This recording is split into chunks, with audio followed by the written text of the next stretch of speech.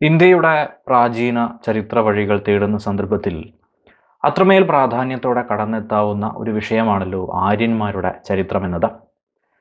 ആര്യജനതയുടെ ആദിമ വാസസ്ഥലം എവിടെയായിരുന്നു എന്നത് വെറും അനുമാനങ്ങളിൽ തന്നെ നിലനിൽക്കുകയും ഇന്നും ഗവേഷണം നടന്നുകൊണ്ടിരിക്കുകയും ചെയ്യുന്ന ഒരു മേഖലയായി നിലകൊള്ളുന്നു.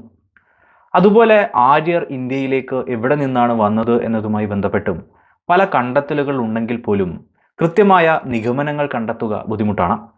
പണ്ഡിതർക്കിടയിൽ പല രീതിയിൽ അഭിപ്രായങ്ങളുള്ളതിനാൽ തീർത്തും ഒരു നിഗമനത്തിലെത്തുക എന്നതും ബുദ്ധിമുട്ടുള്ള കാര്യമാണ്. അതുകൊണ്ട് തന്നെ ആര്യരുടെ പൂർവ്വചരിത്രം വെറുമൊരു ദേശം എന്നതിലുപരി കുറച്ചുകൂടെ വിശാലമായ ഭാഷാപരവും വംശീയവും ഒക്കെ ചേർന്ന നിലയിൽ നോക്കിക്കാണേണ്ടതുണ്ട്. അതുകൊണ്ട് തന്നെ ഈ വീഡിയോയിലൂടെ ആര്യന്മാരുടെ ചരിത്രമാണ് പരിചയപ്പെടുത്തുന്നത്. ആര്യരുടെ ചരിത്രത്തെ ഭാഷാപരമായ ചരിത്ര വഴികളിലൂടെ തന്നെ നമുക്ക് ആദ്യം സമീപിക്കാം. 1580കളിൽ ഇന്ത്യയിൽ താമസിച്ചിരുന്ന സഞ്ചാരിയായിട്ടുള്ള ഫിലിപ്പോ സൊസൈറ്റി സംസ്കൃത ഭാഷയ്ക്കും യൂറോപ്പിലുള്ള നിർണായക ഭാഷകൾക്കും തമ്മിലുള്ള സാമ്യതകൾ കണ്ടെത്തുകയും അതിനെപ്പറ്റി പ്രതിപാദിക്കുകയും ചെയ്തിട്ടുണ്ട്. ഏതായാലും 1786 സർ വില്യം ജോൺസ് സംസ്കൃതത്തിനും Greek, Latin, German, Celtic, Gothic തുടങ്ങിയ യൂറോപ്യൻ ഭാഷകൾക്കുമൊക്കെ ഒരു പൊതുവായ ഉദ്ഭവമുണ്ടെന്ന് കണ്ടെത്തുകയുണ്ടായി. അങ്ങനെ പണ്ഡിതന്മാർ ഈ ഭാഷാ സമൂഹത്തെ ഇൻഡോ യൂറോപ്യൻ അല്ലെങ്കിൽ ഇൻഡോ ജർമ്മൻ ഭാഷാ സമൂഹം എന്ന് പേരിട്ടു. മാക്സ് മുള്ളറിന്റെ നിരീക്ഷണങ്ങൾ അനുസരിച്ച് ആര്യൻ എന്നത് ജാതിക്കൊക്കെ പകരം ഭാഷയെ സൂചിപ്പിക്കുന്ന പദമാണെന്ന കാര്യം കൂടി ഓർക്കുക. ഇത്തരത്തിലൊരു ഭാഷാ സാദൃശ്യം അടിസ്ഥാനമാക്കിക്കൊണ്ട് ഇൻഡോ യൂറോപ്യൻ ഭാഷകൾ കൂടുതലായി യൂറോപ്പിലാണ് വ്യാപിച്ചിരിക്കുന്നതെന്നും അവയിൽ ചിലത് ഋഗ്വേദിക യുഗത്തിൽ പഞ്ചാബ് പ്രദേശം വരെ എത്തിയതായും പറയുന്നു. അതുകൊണ്ട് തന്നെ ആര്യന്മാരുടെ ആദിമ നാട് ഇന്ത്യ അല്ലെന്നും യൂറോപ്പാണെന്നും ചിലർ നിരീക്ഷിക്കുന്നു. ലിത്വാനിയ ഭാഷ എന്നത് ഇന്നും അടിസ്ഥാന ആര്യൻ ഭാഷാ സ്വഭാവങ്ങൾ സംരക്ഷിച്ചു നിർത്തുന്നു എന്നത് ഇതിന് ബലമേകാൻ പറഞ്ഞു വെക്കുകയും ചെയ്യുന്നു. ചില പണ്ഡിതർ ഇൻഡോ ആര്യന്മാരുടെ ആദിമ നാടായി ജർമ്മനിയെ കണക്കാക്കാറുണ്ട്. ഇത്തരത്തിലുള്ള സമീപനങ്ങളെ അടിസ്ഥാനമാക്കിയാൽ ആര്യന്മാരുടെ ആദിമ നാട് ഇന്ത്യ അല്ല എന്ന് പറയാമെങ്കിലും ആര്യന്മാർ ഇന്ത്യയിൽ തന്നെ ഉത്ഭവിച്ചതാണെന്ന നിരീക്ഷണങ്ങൾ ഉയർത്തി കാണിക്കുന്ന പണ്ഡിതരുമുണ്ട്. അതുപോലെ ആര്യന്മാരുടെ സ്വദേശീയ ഉത്ഭവ സിദ്ധാന്തത്തെ പിന്തുണയ്ക്കുന്നതിനായി വേദിക ആര്യന്മാർ സപ്തസിന്ധു പ്രദേശത്തെ തങ്ങളുടെ ആദിമ നാടായി കണക്കാക്കിയിരുന്നു എന്ന് തെളിയിക്കുന്ന സാഹിത്യങ്ങൾ ഉണ്ട് എന്നുകൂടി ചൂണ്ടിക്കാണിക്കാറുണ്ട്. അതുപോലെ അവർ ഇന്ത്യക്ക് പുറത്തു നിന്ന് വന്നതായി സൂചിപ്പിക്കുന്ന പരാമർശങ്ങളെയും കാണാൻ സാധിക്കില്ല. കുടിയേറിയ ജനതയാണെങ്കിൽ അവരുടെ ഉത്ഭവ ഭൂമിയോട് ബന്ധപ്പെട്ട നിരീക്ഷണങ്ങളോ മറ്റോ ഉണ്ടാവുക സ്വാഭാവികമെന്നിരിക്കെ വേദിക ആര്യന്മാരുടെ സാഹിത്യത്തിൽ അത്തരമൊരു തെളിവുകൾ കണ്ടെത്തുക ബുദ്ധിമുട്ടാണ്. അതുപോലെ ഭാഷാ സാദൃശ്യം വെച്ച് മാത്രമുള്ള കുടിയേറ്റ സിദ്ധാന്തത്തെ എതിർക്കുന്നതിനായി സംസ്കൃത ഭാഷയെ എടുത്തു കാണിക്കുന്നവരുമുണ്ട്. കാരണം സംസ്കൃത ഭാഷയിലാണ് ആര്യൻ ഭാഷകളിലെ ഏറ്റവും കൂടുതൽ ശബ്ദ സമ്പത്ത് കാണപ്പെടുന്നത്. മറ്റൊന്ന്, ലിത്വാനിയ ഭാഷ എന്നത് പുരാതന സ്വഭാവമുള്ളതും മൂല ആര്യൻ ഭാഷയോട് ഏറ്റവും കൂടുതൽ സാമ്യം പുലർത്തുന്നതുമാണ് എന്ന നിലയിൽ ലിത്വാനിയൻ മേഖലയായിരുന്നു ആര്യന്മാരുടെ ആദിമ സ്ഥലം എന്ന നിലയിലുമാണ്. അതുപോലെ ഋഗ്വേദത്തിൽ എവിടെയും കടുവയെ പരാമർശിക്കാത്തത് അവരുടെ കുടിയേറ്റ സാധ്യത വർദ്ധിപ്പിക്കുന്ന ഒന്നായും നിരീക്ഷിക്കുന്നവരുണ്ട്. മറ്റൊരർത്ഥത്തിൽ ആദിമ ആര്യന്മാർക്ക് കടുവകളെപ്പറ്റി അറിവുണ്ടായിരുന്നില്ല എന്നത് തന്നെ. എങ്കിലും ഋഗ്വേദ സൂക്തങ്ങൾ രചിച്ച ജനങ്ങളുടെ വാസസ്ഥലം എന്നത് പഞ്ചാബും അതിനോട് ചേർന്ന ദേശങ്ങളുമാണെന്ന ശക്തമായ നിരീക്ഷണങ്ങളുമുണ്ട്. കടുവ പരാമർശം ഇല്ലാത്തത് കൊണ്ട് തന്നെ ആ കാലത്ത് ഇന്ത്യയുടെ മറ്റ് മേഖലകളിലേക്ക് അവർ എത്തിയിട്ടില്ല എന്ന് നിരീക്ഷിക്കാവുന്നതുമാണ്. ഭാഷാപരമായി ഇത്തരം പല അനുമാനങ്ങൾ കാണാവുന്നതാണ്. ഭൂരിപക്ഷ പണ്ഡിതന്മാരുടെ അഭിപ്രായമനുസരിച്ച് ആര്യന്മാർ ഇന്ത്യയിലേക്ക് കുടിയേറി വന്ന ഒരു ജനവിഭാഗമായിരുന്നു എന്നതിനാണ് കൂടുതൽ അംഗീകാരം ലഭിച്ചിട്ടുള്ളത്. ആദ്യകാലങ്ങളിൽ ആര്യന്മാർ എവിടെ എത്തി എന്നതും എവിടെ അധിവസിച്ചു എന്നതും നിർണായകമാണല്ലോ. ഋഗ്വേദം രചിക്കപ്പെട്ട സമയത്ത് ആര്യന്മാർ അധിവസിച്ചിരുന്ന പ്രദേശങ്ങൾ എന്നത് ഋഗ്വേദ സൂക്തങ്ങളിൽ പരാമർശിക്കുന്ന നദീനാമങ്ങളുടെയും ഭൗഗോള പ്രദേശങ്ങളുടെയും അടിസ്ഥാനത്തിൽ നിരീക്ഷിക്കാൻ കഴിയും. ഋഗ്വേദത്തിൽ പരാമർശിക്കുന്ന നദികൾ എന്നത് സിന്ധുവും അതിൻ്റെ ഉപനദികളുമാണ്. ഇതുമായി ബന്ധപ്പെട്ട പരാമർശങ്ങൾ അനുസരിച്ച് ആദ്യകാല ആര്യവാസസ്ഥലങ്ങളെപ്പറ്റി മനസ്സിലാക്കാനും സാധിക്കും. ഋഗ്വേദം എന്നത് ഭൂമിശാസ്ത്രപരമായ ഒരു ഗ്രന്ഥമൊന്നുമല്ലാത്തത് കൊണ്ട് തന്നെ സ്ഥലപ്പേരുകൾ അന്തിമവുമല്ല. അതിലൂടെ ആദ്യകാല ആര്യൻ വാസസ്ഥലങ്ങളുടെ വ്യാപ്തിയും തീർച്ചപ്പെടുത്താൻ സാധിക്കില്ല എന്നുകൂടി ഓർക്കുക. ഋഗ്വേദത്തിൽ ഹിമാലയത്തെക്കുറിച്ചുള്ള പരാമർശങ്ങളൊക്കെ കാണാം. അതുപോലെ ആര്യന്മാരുടെ ജീവിതത്തിലും നദികൾ നിർണായകമായിരുന്നു. എല്ലാ വേദങ്ങളിലുമായി പരാമർശിക്കപ്പെടുന്നത് 31 നദികളാണ്. അതിൽ 25ഉം ഋഗ്വേദത്തിൽ തന്നെ പരാമർശിക്കുന്നുമുണ്ട്.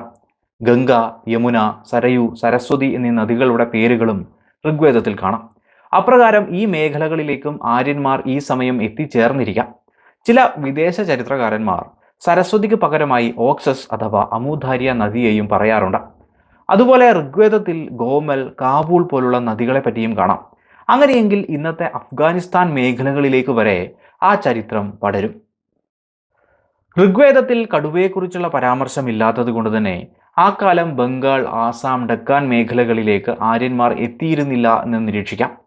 അതുപോലെ ഋഗ്വേദത്തിൽ ആര്യന്മാരും ദാസന്മാരും അഥവാ ആര്യർ അല്ലാത്ത ജനവിഭാഗങ്ങളും തമ്മിൽ സംഘർഷങ്ങൾ ഉണ്ടായിരുന്നതായും കാണാം. ഘട്ടം ഘട്ടമായി സംഭവിച്ച ഈ ഒരു പ്രക്രിയയിൽ ആര്യരല്ലാത്തവർ ക്രമേണ പരാജയപ്പെടുകയും ആര്യന്മാർ വികസിക്കുന്നതിനും കിഴക്കൻ മേഖലകളിലേക്ക് വ്യാപിക്കുന്നതിനുമൊക്കെ കാരണമായി. അത് പഞ്ചാബിനുണ്ടായിരുന്ന പ്രാധാന്യത്തിനും അതോടെ ഇടിവ് വരുത്തി. BC 1500 മുതൽ BC 800 വരെയുള്ള ബ്രാഹ്മണങ്ങൾ രചിക്കപ്പെട്ട കാലഘട്ടത്തിൽ ആര്യൻ വാസസ്ഥലങ്ങൾ സരസ്വതി നദീതടത്തിൽ നിന്ന് ഗംഗാ, യമുന മേഖലകളിലേക്ക് വരെ വ്യാപിച്ചതായും പിന്നീട് അത് പ്രധാനപ്പെട്ട മേഖലയായി മാറി എന്നും കാണാം. ഈ കാലഘട്ടത്തിൽ കുരുക്ഷേത്രം, മഗധ, കാശി, വിദേഹ, അങ്ക തുടങ്ങിയ പ്രദേശങ്ങൾ ആര്യൻ രാജ്യങ്ങളായി പ്രാധാന്യവും നേടുകയുണ്ടായി. ഈ ബ്രാഹ്മണ കാലഘട്ടത്തിൽ കുരുക്ഷേത്രം, പാഞ്ചാലരുമൊക്കെ ഏറ്റവും പ്രധാനപ്പെട്ടവും ശക്തവുമായ ആര്യൻ രാജ്യങ്ങളായിരുന്നു. വിദേഹ അഥവാ വടക്കൻ ബീഹാർ, കിഴക്കൻ ബീഹാർ, ബംഗാൾ മേഖലകളിലേക്കൊന്നും തന്നെ BC 800 വരെ ആര്യന്മാരുടെ അധീനതയിൽ എത്തിച്ചേർന്നിട്ടില്ല. എങ്കിലും കാലക്രമേണ ആര്യൻ വാസസ്ഥലങ്ങൾ ഈ മേഖലകളിലേക്കും എത്തിച്ചേർന്നു. BC 200ഓടെ ആര്യന്മാർ ഹിമാലയൻ മേഖലകൾ മുതൽ വിന്ധ്യ പർവ്വത നിരകൾ വരെയും അറബിക്കടൽ മുതൽ ബംഗാൾ ഉൾക്കടൽ വരെയും വ്യാപിച്ചു തുടങ്ങി എന്ന് പറയാം. അതോടെ ഈ മേഖല ആര്യാവർത്തം എന്ന പേരിലും അറിയപ്പെട്ടു. കാലക്രമേണ ആര്യർ വിന്ധ്യാനിരകൾ താണ്ടി ദക്ഷിണ മേഖലകളിലേക്കും എത്തിച്ചേരുകയുണ്ടായി. എങ്കിലും ദക്ഷിണ മേഖല ആര്യരുടെ നിയന്ത്രണത്തിലാക്കാൻ അവർക്ക് സാധിച്ചില്ല എന്നത് ശ്രദ്ധിക്കേണ്ടതാണ്. ദക്ഷിണ മേഖലയിൽ ആര്യരുടെ വാസസ്ഥലങ്ങളോടൊപ്പം ഒട്ടനവധി അനാര്യ ഗോത്രങ്ങളും നിലനിന്നിരുന്നു. ആന്ധ്രർ, പുലിന്ദർ, നിഷാദർ തുടങ്ങി അനവധി. അതുപോലെ അതിർത്തി മേഖലയിൽ തമിഴ്, മലയാളം, കന്നഡ എന്നിങ്ങനെ ഭാഷകൾ സംസാരിക്കുന്ന ദ്രാവിഡരും ജീവിച്ചു പോന്നു. ആര്യരുടെ ചരിത്രവുമായി ബന്ധപ്പെട്ട് ഏറ്റവും നിർണായകമാണല്ലോ വേദങ്ങൾ എന്നത്. ആര്യരുടെ സാഹിത്യത്തെയാണ് വേദങ്ങൾ എന്ന് പൊതുവെ വിളിക്കുന്നത്. അതിൻ്റെ അർത്ഥം ജ്ഞാനം അല്ലെങ്കിൽ അറിയുക എന്നതാണ്. 4 വേദങ്ങളാണല്ലോ ഉള്ളത്: ഋഗ്വേദം, സാമവേദം, യജുർവേദം, അഥർവവേദം എന്നിങ്ങനെ. ഇതിൽ ഏറ്റവും പഴക്കം ഋഗ്വേദമാണല്ലോ. ഇതിൽ 1000-ലധികം സൂക്തങ്ങൾ ഉൾക്കൊള്ളുന്നു. പ്രകൃതിയുടെ വിവരണവും പ്രകൃതി ദേവന്മാരെയും ദേവതകളെയും സ്തുതിക്കുന്ന ഗീതങ്ങളുമൊക്കെയാണ് ഇതിലെ പ്രധാന വിഷയങ്ങൾ. ഇനി പ്രധാനപ്പെട്ട ഒരു വിഷയമാണ് ആര്യന്മാരുടെ മതം എന്നത്. അവരുടെ മതം ഉൾപ്പെടെ ജീവിതത്തിൻ്റെയും ആചാരങ്ങളുടെയും വിവിധ മേഖലകളെയും ഒക്കെ സ്വാധീനിച്ചത് പ്രകൃതി തന്നെ ആയിരുന്നു എന്ന് കാണാം. പ്രകൃതിയിലെ ശക്തികളെ ദൈവങ്ങളായും ദേവതകളായും ഒക്കെ ആര്യർ ആരാധിച്ചു. സൂര്യൻ, വരുണൻ, അഗ്നി, പൃഥ്വി അങ്ങനെ ഒട്ടനവധി ദൈവങ്ങളെയും ദേവതകളെയും അവർ പൂജിച്ചു. ആര്യന്മാരുടെ ദേവന്മാരിൽ ഏറ്റവും പ്രധാനപ്പെട്ടവരായി ഇന്ദ്രനും വരുണനും കണക്കാക്കപ്പെടുന്നു. ആര്യരുടെ മതവിശ്വാസങ്ങൾക്കും പുരാതന ഗ്രീക്കുകാരുടെയും റോമാക്കാരുടെയും മതവിശ്വാസങ്ങൾക്കുമിടയിൽ ചില സാമ്യങ്ങളും കാണാം. ഗ്രീക്കുകാരുടെ സൂര്യദൈവം അപ്പോളോ ആയിരുന്നു. സ്യൂസ് ആകാശത്തിൻ്റെ ദൈവമായിരുന്നു. റോമാക്കാർക്ക് ജുപ്പിറ്റർ ആകാശ ദൈവമായിരുന്നു. ആര്യർ പൂജകളിൽ യാഗാഗ്നി തെളിയിക്കുന്നതോടൊപ്പം മന്ത്രമുരുവിടുകയും നെയ്യ്, പാല് പോലുള്ള വസ്തുക്കൾ അഗ്നിയിൽ ഹോമിക്കുകയും ചെയ്തിരുന്നു. മൃഗബലിയും വിഗ്രഹാരാധനയും ഒക്കെ ആദ്യം അനാര്യരുടെ മതാചാരങ്ങളായിരുന്നുവെന്നും അവ ക്രമേണ ആര്യരുടെ മതപരമായ ആചാരങ്ങളിൽ ഉൾപ്പെട്ടുവെന്നും നിരീക്ഷണങ്ങളുണ്ട്. ഏതായാലും ഹിന്ദു മതം എന്നതൊക്കെ ആര്യരും അനാര്യരും പിന്തുടർന്നിരുന്ന മതാചാരങ്ങളുടെ സമന്വയത്തിൻ്റെ ഭാഗമായി കൂടി കണക്കാക്കേണ്ടതുണ്ട്. പിന്നീട് ഈ യാഗങ്ങൾ, പൂജകൾ, മന്ത്രങ്ങൾ ചൊല്ലുന്നത് എന്നിവയൊക്കെ വളരെ സങ്കീർണവും വിപുലമാവുകയും ഒക്കെ ചെയ്തു. അങ്ങനെ ഇത്തരത്തിലുള്ള മതകാര്യങ്ങൾ ചെയ്യുന്നതിനായി പ്രത്യേകമായ പുരോഹിത വർഗവും സൃഷ്ടിക്കപ്പെട്ടു. അത് സമൂഹത്തിൻ്റെ മുന്നോട്ടുള്ള വഴികളിലും നിർണായകമായി. അതാണ് പിന്നീട് വർണ്ണാശ്രമ വ്യവസ്ഥയുടെ തുടക്കമാവുന്നത്. ആര്യർ ഇന്ത്യയിൽ പ്രവേശിച്ചപ്പോൾ അവരുടെ ഇടയിൽ പ്രത്യേകമായ വർഗഭേദങ്ങളൊന്നും ഉണ്ടായിരുന്നില്ല. അവർ പൊതുവെ ഒട്ടനവധി ഗോത്രങ്ങളാണെങ്കിൽ പോലും വെളുത്ത നിറമുള്ളവരും ഉയരം കൂടിയവരും മൂർച്ചയുള്ള മൂക്കുള്ളവരും ഒക്കെ ആയിരുന്നു. ഇന്ത്യയിലെ ആദിമ നിവാസികൾ കറുത്ത നിറമുള്ളവരും ഒരൽപ്പം ഉയരം കുറഞ്ഞവരുമായിരുന്നു. അപ്രകാരം ആര്യർ ഇന്ത്യൻ മേഖലകളിലേക്ക് വാസമുറപ്പിച്ചപ്പോൾ നിറത്തിൻ്റെ പേരിൽ അഥവാ വർണ്ണത്തിൻ്റെ അടിസ്ഥാനത്തിൽ വിഭജിക്കപ്പെട്ടു എന്ന് പറയാം. ആര്യർ എന്നും അനാര്യർ എന്നും. പിന്നീട് ജനസംഖ്യ വർദ്ധിക്കുകയും സാമൂഹിക ജീവിതം കൂടുതൽ സങ്കീർണമാവുകയും ചെയ്തതോടെ തൊഴിലെന്ന നിലയിൽ വിഭജനം വന്നു. ഒരാളുടെ ഗുണം, കർമ്മം എന്നിങ്ങനെ അടിസ്ഥാനപ്പെടുത്തി വിഭജനം സമൂഹത്തിൽ ഉയർന്നു നിന്നവർ തന്നെ, അല്ലെങ്കിൽ നിയമങ്ങൾ ഉണ്ടാക്കിയവർ തന്നെ സൃഷ്ടിച്ചെടുത്തു എന്നുകൂടി പറയേണ്ടതുണ്ട്.